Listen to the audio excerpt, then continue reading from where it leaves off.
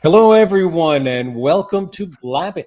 It's great to see you here enjoying our live stream every Friday. This is our last of 2021, and it's got a little bit of a holiday feel to it, mainly because we've been saving our guests this week till this time of year. We just thought it would be a good match. For those of you tuning in for the first time, I am one of the co-hosts of Blabbit. My name is Paul Geiger. I am a New York City public speaking coach and presentation expert working on improving individuals and organizations' confidence, their clarity, and ultimately their connection in the workplace and in personal communications. Hello, Glenn. Hey, Paul. Thank you. How are you? I'm Hey, good.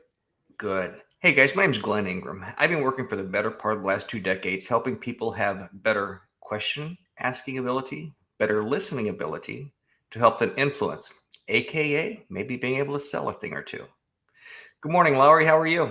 I'm doing very well. Thanks, you guys. Glad to be here. Our pleasure. Can you introduce yourself briefly? Sure, I can. Yeah, I'm in British Columbia. I live right on the ocean, little town, a ferry ride north of Vancouver, and I'm a singer-songwriter. Been a singer-songwriter all my life, and a folk singer. But in the last, over the course of that time, I've also done a lot of writing songs with people, with individuals and couples and teams and stuff to kind of empower them and to get them more connected to, to their goals and their dreams. So.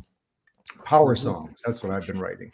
Yes. And the topic of power songs, actually, we will be talking a little bit about your motivational speaking as well in just a bit. But the question on everybody's minds, and I knew that I could not answer it as well as you could, but please tell us, what is a power song? And oh my goodness, do I need one? Well, Paul, I don't know. You look like you've got it all together, but it must be the public speaking training and all that stuff that you've done. But yeah, a power song is really a tool that you use to create, to show up fully as your best self. So you're more present, you're just more alive, you have higher energy, you're best. There's kind of like the little version, of Lowry or Paul. Just, excuse me, would you mind telling time? And or it's like, hey, what time is it? Come on, let's go, right? And so the power songs are this. They're like an affirmation, like a musical affirmation, and they're about 8 lines long, not too long, so that like not a whole song, but long enough to kind of cover a lot of ground and make a declaration about who you are at your best and what you want in your life and what you want to have and stuff like that. So there's a whole bunch of stuff about power songs that is great. I mean, in the first place, I write them with somebody else, with the individual or with the couple or whatever. So the process, most people have they've never written a song before, and so that's a pretty powerful process for a lot of people, just to like, wow, I'm writing this and these are my words and stuff. But before we do that, I give them this thing, I call it the deep dive guide. And I get them to answer some really deep questions that they might not, normally ask themselves. It's, taking time to kind of do a life reset. It's wherever you are, and it's like, what do you want your life, ideally, what would you want your life to look like if you could, dream bigger, and where do you feel stuck, and where will you feel regret if you don't accomplish these, what in your life matters like that to you. And so it's, and then when they sing it, like, we could write an affirmation, right? But if John Lennon had said, all you need is love, I don't think anybody would remember it, right? He's saying, all you need is love, right? And it's not like John Lennon couldn't write a melody. He could have written something really elaborate, right? He could have, all you need is love, right? Could have been some hooky thing, but by writing that in a really simple one line that everybody in the world can sing, that's an effective melody to me. I mean, there's nobody on the planet almost that can't sing that line.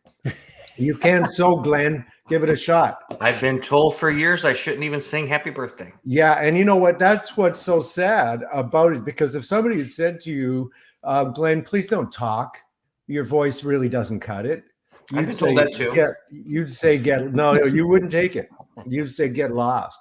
But we allow people to take our voices away from us, our singing voices. And most of the people that I write a power song with aren't what you call good singers. I mean, literally, some of them, if I say sing this note, ba, they're going to sing ba, and we have to know it's like slide into it, find ways to help them. But what happens is, this throat chakra right here, when you're cut off right there because you won't sing and you're blocked right there, that blocks all your power. So, by singing these phrases that are your words that we've come up with together, it's a pretty powerful experience for people just to kind of reclaim their power. So is there an inherent rhythm that you hear or that the people that you work with hear in the words themselves? No. To me, every song is really different, right? I like to write melodies organically so that one, they just have a natural, they follow. Like if you were going to write a song that went, have a nice day, you probably wouldn't go, have a nice day, right? Unless you were in a monastery. Yeah, exactly. But Leonard Cohen aside, yeah, right. but it would just follow the natural shape of the language, right? So have a nice day, or have a nice day, have a nice day. It would have a nice day. There's any number of things that you could do that. But what I really like a melody to do is to take people on an emotional journey, because like when you write a power song, I'm looking for a whole bunch of things. Using music obviously to get the vagus nerve soothing, change your brain chemistry, so you're getting out of the red zone of anxiety and fear and self-doubt and all those self-sabotaging things that people have to deal with day after day. It's just limiting beliefs, all that stuff, right? So by singing have a nice day instead of saying it, you are there's brain chemistry and biology that changes. It calms you down, it gets you more centered, it makes you stops that, gets you out of the red zone of anxiety, fear, worry into peaceful, grateful, a stronger version, more grounded version of yourself. But melodies, if you think about a melody like Somewhere Over the Rainbow, right? So if that melody had been, somewhere over the rainbow, way up high, might be catchy, but it wouldn't have been somewhere over the rainbow, right? It's like this, it's like going, I'm depressed. You just can't, it's a state changing thing, right? It's a state changing thing. When you say, I write these songs, I always meet people wherever they're at, like I wrote one, sometimes there are people that are like super successful and they're just retiring and they wanted, maybe they got lots of money and they just want more. So their song is about abundance. And sometimes it's about people that are, dealing with breast cancer, or, they've got an affirmation. I am calm, I am strong, I am well. I'm perfectly in tune. I thrive in all I do. Love is what my life's about. And I'm beautiful inside and out. So for somebody like that, they need a deeper thing. For somebody else, it's like, I'm the hero in my story. My star is on the rise. I'll just win the prize, right? It's like, it's that guy wanted a James Bond feel to his song, right? And I'm shining like, whatever, gold, right? But it's really like, to me, I get, as you can see, I get a little excited about this stuff. But the process of, for people who've never written a song before, who are like, Glenn's saying, they're not allowed to sing. They've had their voices taken from them by people's crappy comments and judgments, and they've bought into those things, and they stop, and it's like, no more. We're not doing that. I don't care if you sing this in tune. I don't care if it sounds good. Nobody's asking you to perform this. It's like sing it in the car, sing it in the shower, but allow yourself, all you need is love, right? Mm-hmm. So I'd like to dig down into that a little bit more, the psyche that we were talking about, because what intrigues me with this is I've been around people for years that have used these sayings, things like this, to help motivate them, to get them through different things. And when you add music to it, it seems to me that it would relate more to the subconscious, because every one of us has had that time when that song's been stuck in our head and we can't get away from that. So by doing it with a note, with a tune or whatever, does that help your conscious and your subconscious kind of relate to one another? Well, I don't really know the answer to that, but what I do know is that it makes it easier to remember, for one thing, right? Like, I hate mission statements. These mission statements, and people spend hours agonizing over different words and stuff like that, and then they're so completely cerebral. They're not in your body at all. I mean, John Lennon could have said, "What's really required here on the planet is for more people to have affection and kindness and caring towards each other." Right? He didn't, like, a whole bunch of bigger words and all that kind of stuff. He said, grade 5 songwriting language, all you need is love. Right? And so, but when you say, what I found, even though I had affirmations, was that I didn't remember them half the time. I couldn't remember what the affirmation was. Whereas, by writing the song, I'd actually gone through a process of, like, here, this is where I am in my life right now. And this is what I need, and this is what I want. And I made decisions about, these are the words in the song. These are, and I choose words that have a lot of triggers for me and a lot of visual images and stuff that's really going to, like, really connect me to my dreams and to, connect me to this thing and stretch me in ways. But so I don't know if I'm answering your question very well, Glenn, but so as far as the subconscious goes, I mean, I don't know, maybe, but for sure you'll remember it. Like, I had this one woman, I've written a song with her that I just loved. And it went, I said, "Oh, Irma, are you singing your song?" And she said, "Well, no, I'm not singing it." She said, "I've got it taped to my mirror and I say it every morning." Right. And I say, "Don't lie." I said, "Irma, that's not the same. It's just not the same." Because, like, the lyric to her song was, she wanted to attract a loving relationship. She wanted to kind of step into she said, "I want to glitter like gold." And when I walk into a room, I want, not because I'm beautiful, but because my energy is alive and vibrant and stuff, right? And so the lyric goes, "Real love in every moment, real joy, dancing in the truth. I stand strong, earth beneath my feet. I'm glittering like gold, and nothing's going to hold me back." And it's a beautiful lyric, I think, right? But when you sing it, it goes like, real love. I think I need it higher than that. Maybe let me try this. Real love in every moment, real joy, dancing in the truth. I stand strong, earth beneath my feet. I'm glittering like gold, and nothing's gonna hold me back. I'm glittering like gold. It's a pretty different experience when you add the music. And even if you don't sing it in tune, it doesn't matter. No. But what's interesting is when people do sing, I think that they realize that so much more of their persona, more of, in fact, their physicality has to go into it. Exactly. Just in order to produce that sound, you've got to be more grounded in the things that you're saying. That's exactly it, Paul. And I'm sure that's the kind of work that you do with your clients, right? It's the physicality of like, I mean, the King's Speech, you got that thing behind you, and how he stuttered, and it was such a, when he could just calm down, when he could, change his physiology.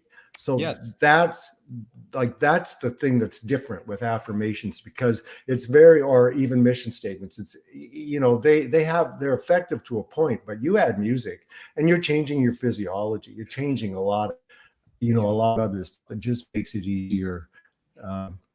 Well, you bring up a really interesting point when you're talking about trimming the lyrics down. Immediately, I go to my approach to gaining more clarity for my clients and for myself too.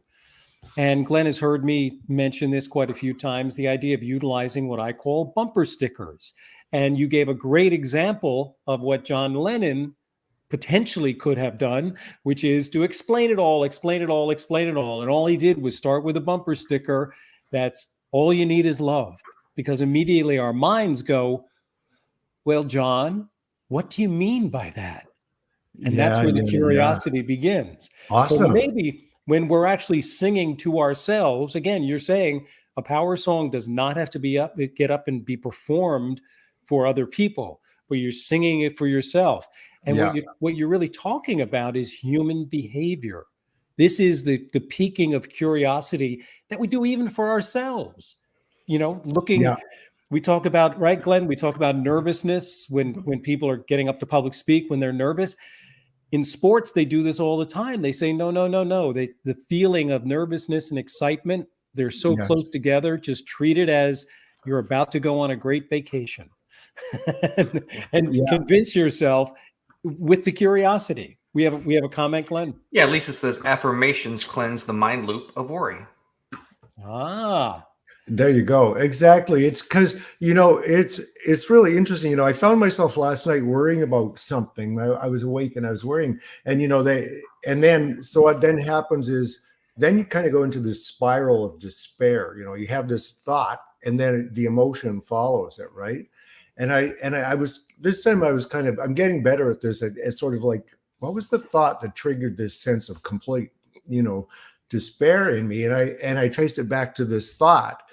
And it's like, okay. So, so it's like, okay, first I'm going to, challenge that thought and say, okay, well, that's not necessarily true and blah, blah. But then what I noticed was I started getting into, I moved over into an action thought, and I was thinking about, okay, well, how can I do this call I have coming up, and what should, would be a good thing to do? As soon as I started getting into any kind of action, then things improved. And I don't know if you heard Jordan Peterson talk. He's kind of a controversial guy in Canada, but he had he has this saying, or I heard him say it, no matter how bad things get, you can always make them worse. Right. And so he's like, well, so how can you make things better?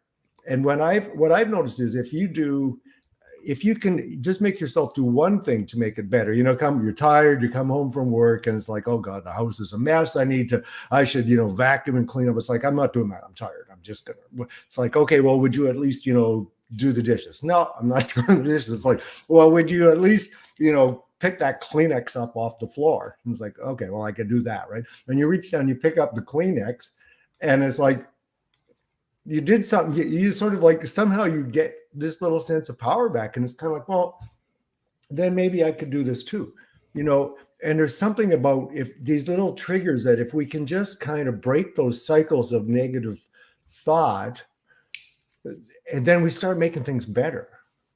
Well, I think we're our own worst critics. We're our own worst enemies a lot of times, because I can't tell you how many times in the past I've been talking to somebody about a potential meeting with a potential client, and I hear the old what you never want to hear. Well, what if this happens? What if they ask this? Well, what if that happens? And I said, well, what happens if they want to buy?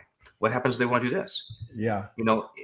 Our mind is triggered, I think, and trained almost for a lot of people to say, what if the negative happens, instead of thinking, what if the positive happens? Sure. And those all kind of fall into the category of self-sabotage. I saw this list. I was really interested to see this list of like 14 things that we do. And one of them is catastrophizing, right? I've spent a lot of my life catastrophizing, imagining the worst thing that could happen. What if limiting beliefs, thinking you couldn't do that, thinking, putting glass ceilings on where we can go, failing to recognize our small amounts of progress, incremental progress.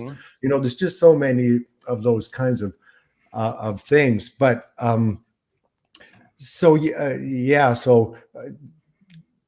where this idea came from, I'll just tell you guys, I was going through like the time to write a power song is when you're in a period of transition, or you just want to kind of like do a life reset, right?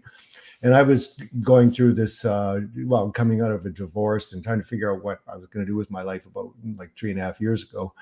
And this friend of mine said, well, why don't you do affirmations? And I said, well, I always forget them and I don't remember to do them and stuff. And she said, well, why don't you write a song? And I said, oh, okay, well, sure, why not? And so I wrote this song, and I'd always had a dream of living on the ocean. I was wanting to have a more like a loving relationship. I wanted meaningful work. I had, a bunch of stuff that I wanted. I mean, I wanted a lot more than that, but I kind of narrowed it down. So like, what would, and it seemed impossible to me that I would ever live on the ocean, but I mean, I had a view of the ocean, but I wanted to be on it. Right. And I wrote this song that went, I got a house on the water and someone to love. I laugh and sing and work and play. I'm living in the flow, helping people grow. Joy and adventure every day. And like a year later, I'm building a house on the ocean, with my sister and brother-in-law. It's like, oh yeah, well, actually, there is a way that could happen. That and this new relationship with an old a woman I knew 35 years ago, started to happen, and then all this work, and then, it was like, I just don't know if that would have happened if I hadn't put that in the song. You can't prove it, but to declare, I want a house on the ocean and someone to love, like that's clarity, and it's putting a stick in the ground. Yeah. You're taking that idea of say it out loud, say it to the universe, and just ramping it up. Ramping it up so the universe definitely hears. Exactly. Well, what I heard there was, again, you would say it out loud there, whatever. It kind of reminded me of, I don't know if you remember the movie City Slickers, where Jack Palance said, the secret of life is, well, it's different for you, it's different for Paul, it's different for me, but maybe you need to be marketing the song for the secret, to the one song to kill imposter syndrome. What's that song? I don't know. I have to talk to you first. Well, I think, it's also personal, right? Mm-hmm. Like I wrote a song with, I don't know, do you know the Taming Your Gremlin books? Rick Carson, have you read his stuff? He's really great. He's fantastic. And I wrote a power song with him, and he said, he's from Dallas and he's got a Texas accent. He's really a delightful person. Not a psychologist, psycho something or other that's more spiritual than that, but really a remarkable guy. And he said, I don't need, I don't need to work on my career. I don't need to do this. I'm 75 years old now. Now it's my health. I just had shoulder surgery. I want my health back. I want my vitality. And my wife and I just want to, build a house on the top of a mountain and have a deck and a view. And so we wrote, so for him, that was what his song was about. It was, I'm growing ever stronger, vigorous and free, dancing on my cedar deck, my loved ones and me, and I can see forever, breathing in the view, my heartfelt love, touching everything I do. Nice. So, you just meet people where they're at, right? And it's the same with couples. When I write them with couples, they can go off to couples counseling and stuff like that. But when they write a song together that celebrates their relationship and honors who they are, and it's full of images that sort of connect them back to who they are together. Like I wrote one with a couple last month called Turquoise Water Harvest Moon. Turquoise Water Harvest Moon. So, those are symbols and images. When you get symbols and images that mean a lot to you, that because we only have 8 lines, I want a lot of triggers that are going to mean a lot of stuff to you that they wouldn't mean to other people, right? They're your symbols, they're your triggers. This is a highly personal song. But yet understandable. As you're describing the lyrics and the motivation behind them, it's easy for us to relate, even though the specifics are not really pointed at us. We do understand the human emotion that goes with it. Let me ask you a question, just getting back to what I opened with, which is, I know you've done some motivational speaking. When you are speaking in front of a group, you're integrating music? You've got your guitar and you're doing your normal thing? Yeah, I have, my keynote is called "It's Your Life, Make It Sing," and so it has about 4 songs in it, and one of them's they sort of serve different purposes, but one of the ones I open with is this one called "3/4 Time," that I talk about how I was walking with my daughter one day when she was like 6 or 7, and she says, "Hey Dad, let's skip," and I said, I don't feel like skipping, I got stuff to do. And she's, "Come on, Dad, it'd be fun, come on, skip." And so finally I start skipping, and I look around and I'm all embarrassed and all this kind of stuff. But but it got me out of my funk, by changing my body thing, it got me to do that. And so then I sing this song called 3/4 Time. If we lived our lives in 3/4 time, like back in the day when a Coke cost a dime, we'd kiss without missing a beat. I forget the song right now, but yeah, just songs like what I found. And I have another song about a stallion who is held captive by an electric wire that just came up to his knee. Like this stallion, literally, it's a true story. He could have jumped over that thing in a heartbeat, but he got a little shock once. And so he wouldn't go near that wire anymore, right? And so to me, that metaphor, like, I'm talking about these things, and then you sing the song, and it gives people kind of a chance to sit back and to reflect on it and to hear it differently as a story, right? But especially as a song. And it's funny because this song, I thought this song was so great when I wrote it at first, right? I was really excited. I had this new song, and I would play it for people, and they'd say, "Yeah, it's a great idea, Lowry, but it doesn't really grab me." And I was like, I don't understand why, right? And it was the chorus goes, "Oh, the pastures he could roam if he only knew just how frail these fences are that tell him what he can and cannot do." And I loved the lyric. I thought it was a great lyric, but the melody went, "Oh, the pastures he could roam if he only knew just how frail these fences are that tell him what he can and cannot do," or something like that, right? It's just kind of, the melody didn't really didn't take you on that emotional journey, right? And then I changed the melody at the last line to "just how frail these fences are that tell him what he can and cannot do." And you hear how that changes the whole meaning compared to "just how frail these fences are that tell him what he can and cannot do." Just how frail these fences. You're climbing a mountain melodically somewhere, right? So the melody, I always want to write melodies that will like create transformation in your body. Now, one of the interesting things as you're describing this, I'm thinking about again, a topic that Glenn and I have covered. Glenn, when we work with clients, all of us, when we work with clients, great ideas are presented on a daily basis, right? We cook them up and we serve them out.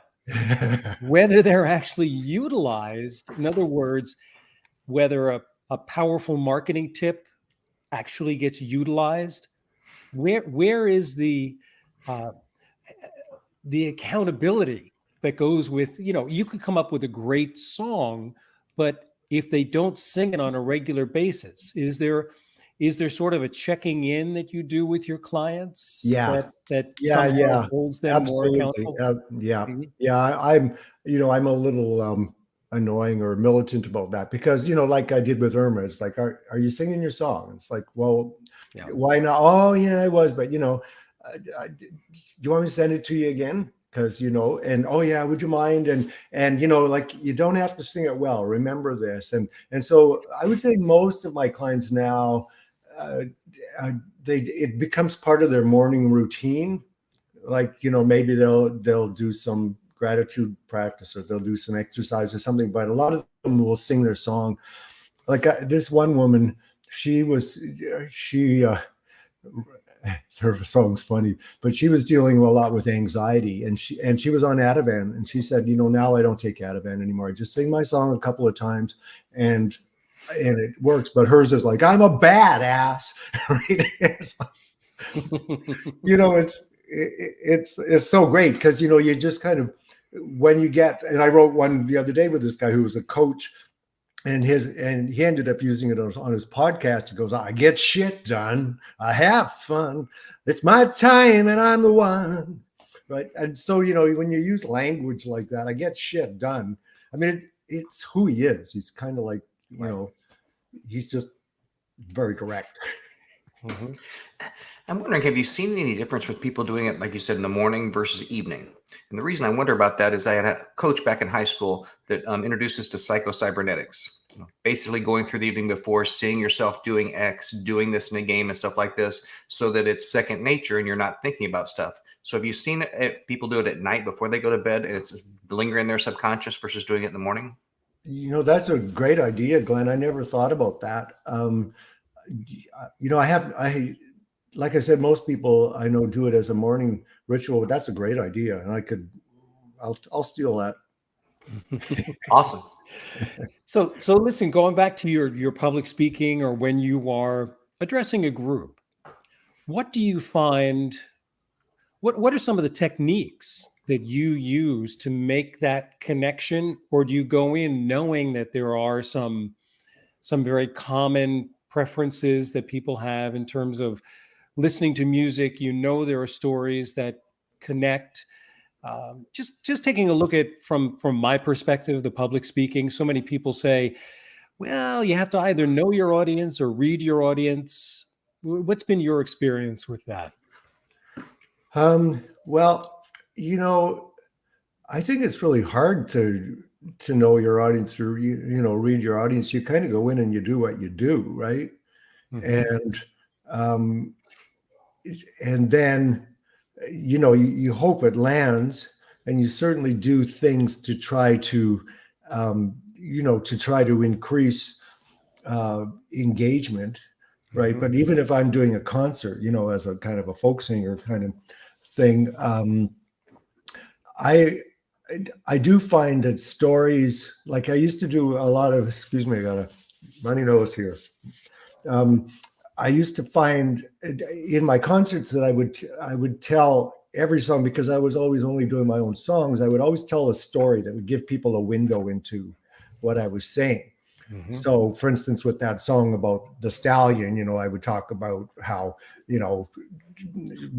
just tell them about that situation and tell them about how there's a fun about one day, he was always standoffish, and I used to kind of always try to get him to come over. And one day I finally got him to, come over, and I was scratching him under the chin, and my leg accidentally touched the electric wire, and zoop, he got a shock right through me. And so, a little story like that, and then you sing the song, it's engaging, right? It's that Right. kind of thing. And but another thing that, and you might know this stuff, Paul, because of your vocal training stuff, but I worked a lot with a woman named Renee Grant Williams. Did you ever know her? She was a vocal coach based in Nashville. And she No. died 2 weeks ago, 78 years Oh. old. And I just feel so lucky to have had. I only had 2 lessons with her, 4 years apart. And she taught Garth Brooks and Lyle Lovett and Christina Aguilera and Miley Cyrus. I mean, Keith Urban, like all these stars, right? Mhm. And the thing that all of these people have as singers in common is that they have a real conversational, like you just feel really connected to them. And what she taught, and she's like, what are you doing that for? She's very direct. But the simplest thing, which I teach people too, is like she's all about the consonants, and I'm doing it now. See, I'm paying attention now to my consonants when I speak, and all of a sudden, I'm not speaking in an unnatural way.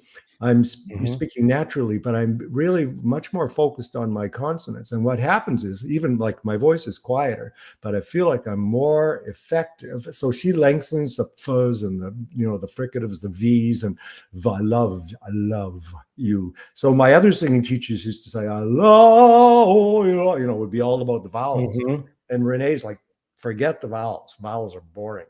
And so as a way of creating more presence, what I found is, one, that people would hear me differently, but I felt differently.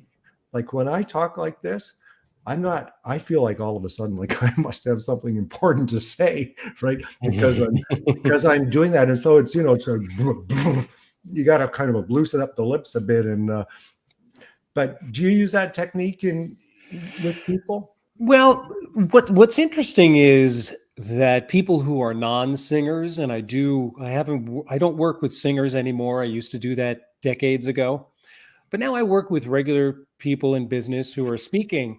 And to be honest with you, in order to get their voice out or in order to relax their voice more, I actually do focus on the vowels, but not Right. from a singing standpoint.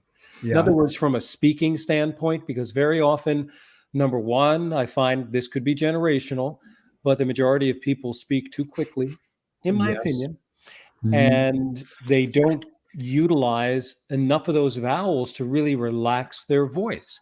And Mhm. like so many things, if you're not moving in a positive direction, you're probably moving in a negative direction.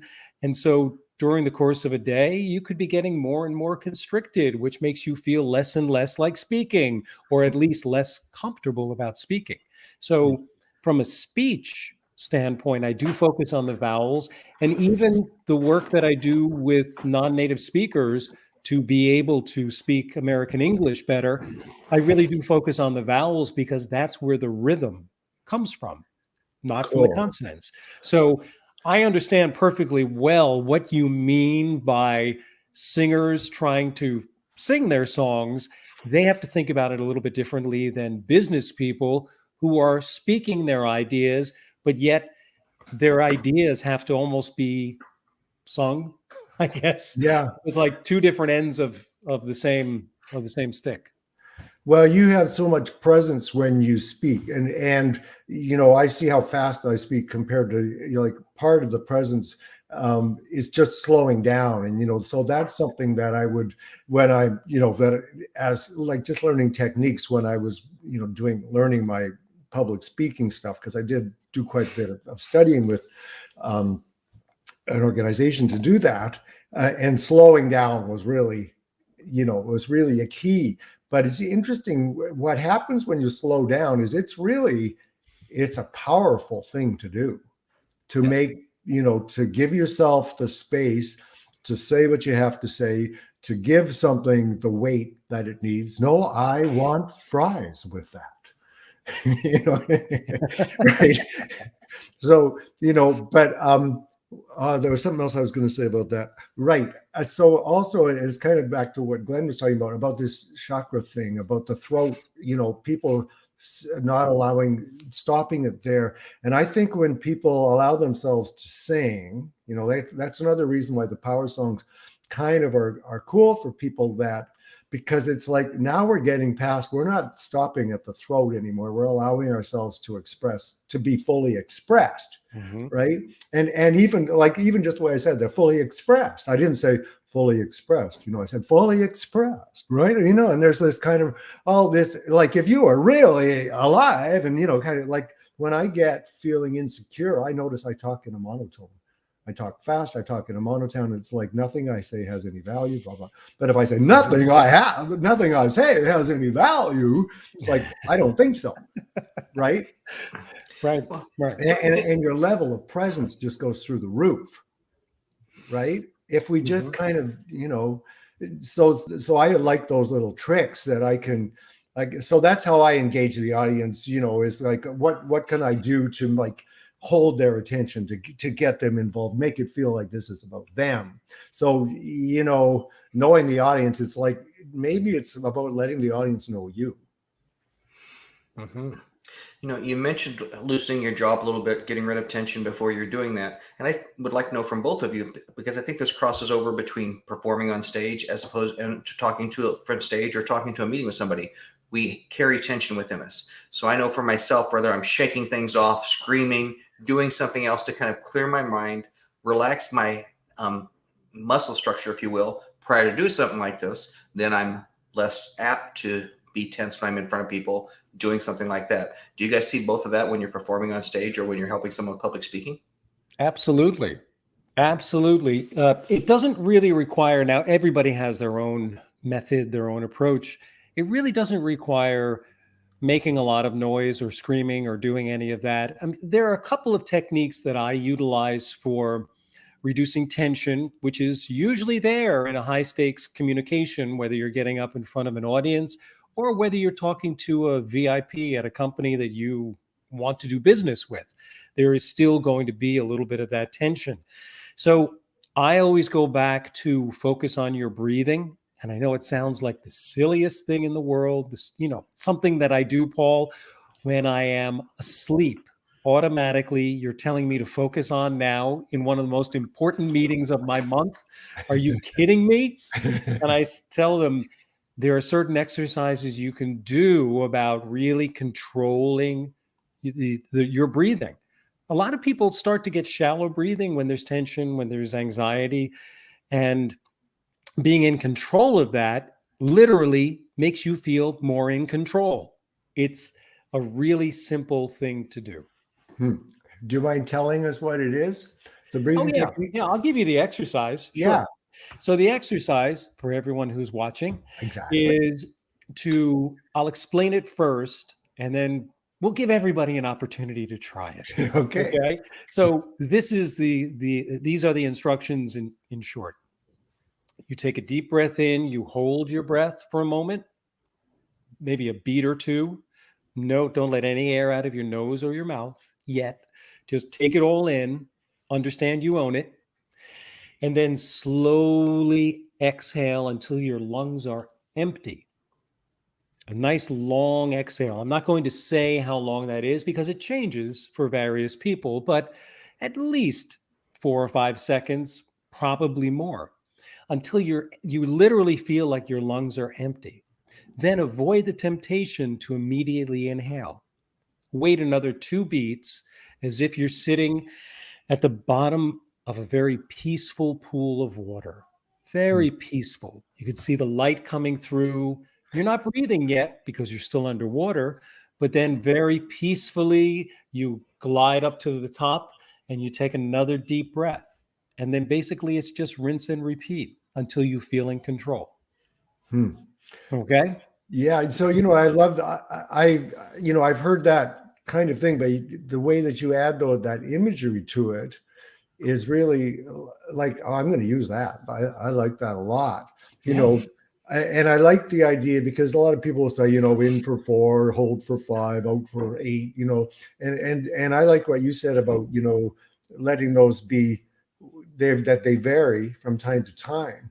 Yes. But I also heard something interesting about the brain science behind holding that breath is it sends a message to the brain that everything's cool. Yep.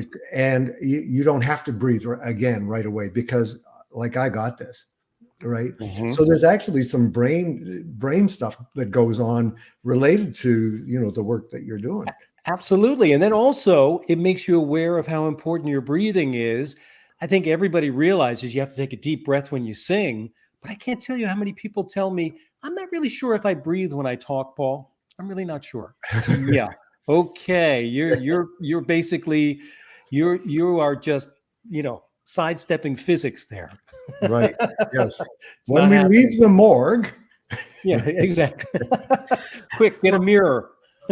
Let's share another trick, because I'm sure both of you have experience with this about breathing. I know there have been times when I've been creating videos where I will hear myself breathe in on the video. But when I see performers on stage that can bellow out this long note, and they have definitely taken a long breath, and we don't hear them doing that. So as a performer, is there a secret to taking these deep breaths to be able to do that? Aha. Do you want to take it first, Lowry? You want me to go? That was all yours. I don't think I have the answer to that one. Okay. Well, basically, it's basically sleight of hand. It really is. Because what you are not seeing is the perfect integration of breath inhalation into that singer's style, into that speaker's style. There are ways of taking very deliberate long breaths, which by the way, lend a lot of gravitas to the things that you're saying.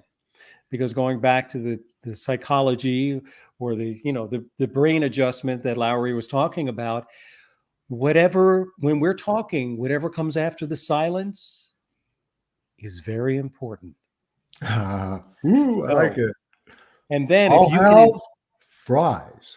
I knew we'd go back to that one. I'm getting hungry for some reason. Yeah, exactly. But taking that breath, then if you become, number one, a master of the pause, Plus, you can insert a very deliberate breath. Normally, when we're speaking, we take a quick breath through our mouth, which is the faster way to breathe. But there are a lot of good things that come from taking that slow, deliberate inhalation of breath as well. It again lends more gravitas. If you go, I believe you're correct. Do you see the way that that comes right across? And if I coordinate it with gesturing and breathing, it's no longer he just took a breath of air. It's now he's really thinking about what comes next. It's like you're taking in what they've said. Right. Like physically, right? Yep. Exactly. Did that answer your question, Glenn? A little bit. And so as a performer, as someone that they're doing on stage, is the lung like a muscle that the more you exercise it, the more you train it, the better you are at taking that deep breath and be able to exhale longer? Yes and no. Your lungs are not a muscle. Your lungs are soft tissue, but the muscle that does regulate the air coming in and out of the lungs is the diaphragm muscle. So that, which sits right below your lungs and above all of your abdominal organs, is one muscle, but it's also connected to the back of the rib cage. And those muscles, you hear about opera singers really working their back muscles because it's all tied together, having that control, that support to be able to sing. And you do need that for opera because that's a heavy lift. Yeah. But then there's also such an efficiency about, like, they're not constricting, it's not getting blocked here and all that kind of stuff. I think also, like, when you're hunched over like that, your lungs are very small. And so, the physiology, one of the things that I love teaching people, and I learned it from a singing teacher years ago, and I do it almost anytime. I mean, for gigs for sure, but even just like before, a job interview or something like that, is to imagine that you're in this bubble, and it's like, okay, this is this bubble, it's around me and I'm pushing it, but this is how much space I take up, and you push it out and you push it to the ceiling. You do this, and I do this with audiences. Actually, it's an exercise I do at shows when I do my keynote, because I want them to experience this transformation. But see, what happens, of course, is I just open my chest, you fill it, so now you've just created a cavity. You don't have to try to breathe. It's like you open up a hole and it goes right to fill it. And so you do this whole thing, and I'll tell you what, I do that for 30 seconds and I'm a different person. You feel like you have more presence. Oh my God. It's completely, it's a ridiculous, for 30 seconds or 10 seconds of just doing this. But most people don't, we do this all day and we're here and, we get hunched and we get small. And so, stuff like this that just lets the physiology serve you. Interesting stuff. Yeah. What's so interesting is we're talking about something very specific to certainly performing, but it has relevance for everyone in terms of when they feel like they're performing, when they feel like they're in the spotlight, those moments where all the eyes are on me. Okay, that's psychologically, that's a shrinking moment, but it's the exact moment where you're supposed to expand. Well, and absolutely. And you know what I would say is also, we have those moments when we think about our goals and our dreams, and you say, oh, I want a house on the ocean. Oh, I'd like to have a house, but I don't really deserve one. And what are the chances of that? It's kind of like, it's like, I've got a house on the water. Like, and so, never mind the crowd, like who we have to manage is our own brain.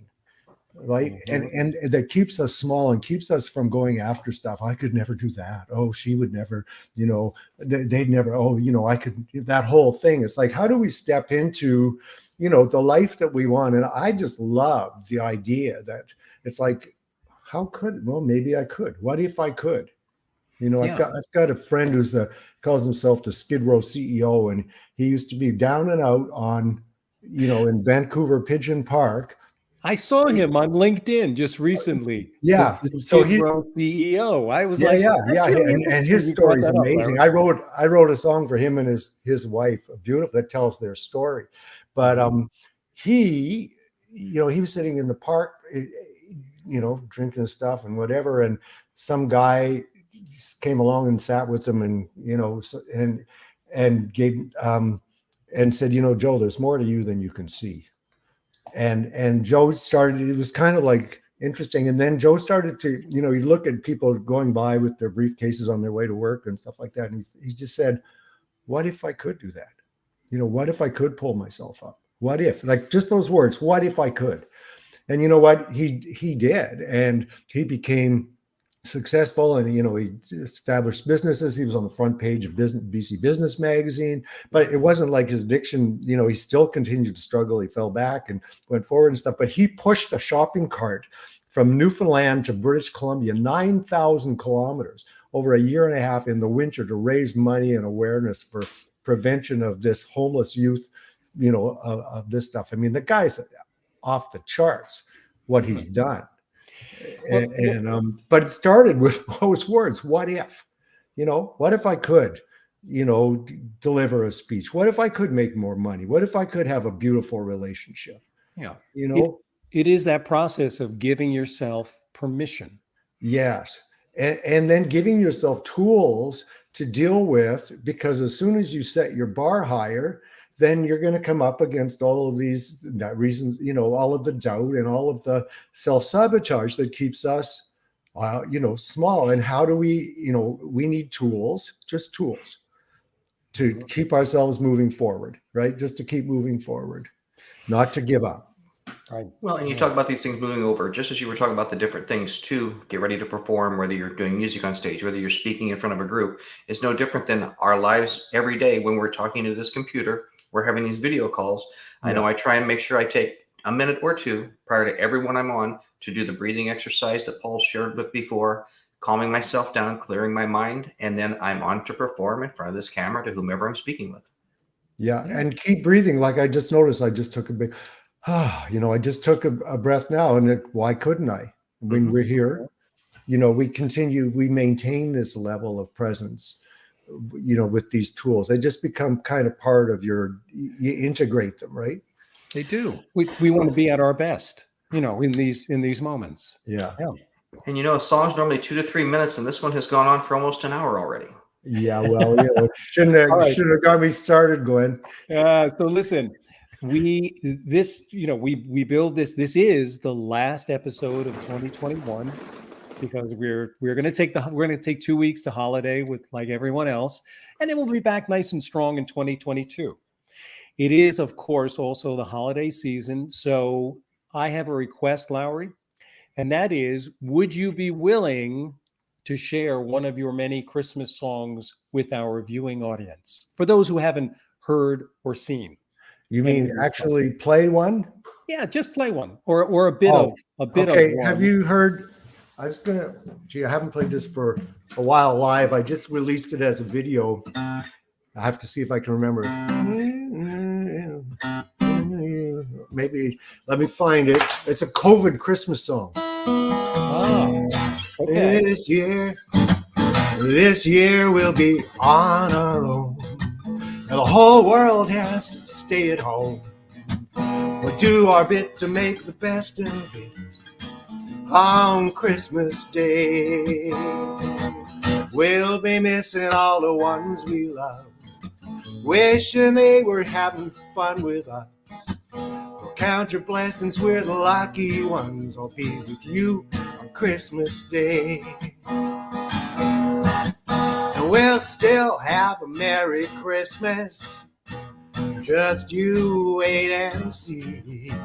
We'll keep our social distance from our friends and family. We won't need our masks. It'll be fantastic, as jolly as a bubble can be. And we'll still have a Merry Christmas, baby, you and me. Making angels in the falling snow, kissing underneath the mistletoe. Dr. Fauci would be glad to know we're laying low on Christmas Day. Everybody now, and we'll still have a Merry Christmas. Just you wait and see. We'll keep our social distance from our friends and family. We won't need our masks. It'll be fantastic, as jolly as a bubble can be. And we'll still have a Merry Christmas, baby, you and me. On the bridge, when we wake up Christmas morning, there'll be nowhere we have to be.